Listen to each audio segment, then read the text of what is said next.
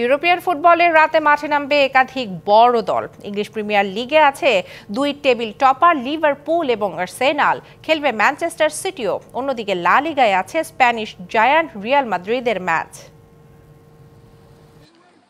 English premier লিগে নিজেদের শীর্ষস্থান পোক্ত রাখার লড়াইয়ে রাতে মাঠে নামবে লিভারপুল। ১৩ ম্যাচে ৩৪ পয়েন্ট নিয়ে এরই মাঝে তালিকার ডগায় উঠে আছে স্লটের শিষ্যরা। এবারে নিউক্যাসলের মাঠে পয়েন্ট ব্যবধান বাড়ানোর টার্গেট অলওয়েডদের। ম্যাচ শুরু রাত ১:৩০টায়।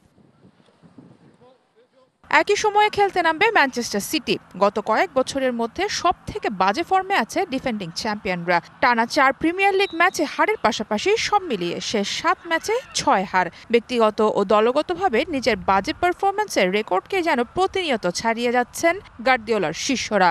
এর থেকে পার পেতে সিটিজেনরা রাতে খেলবে নটিংহ্যাম ফরেস্টের বিপক্ষে। অন্যদিকে লিভারপুলের সমান ম্যাচ খেলেও আর্সেনালের পয়েন্ট মাত্র ২৫। ১১ পয়েন্টের ব্যবধান থাকলেও তালিকার ২-এই আছে এই ক্লাব। ঘরের মাঠে আর্সেনালের প্রতিপক্ষ ম্যানচেস্টার ইউনাইটেড।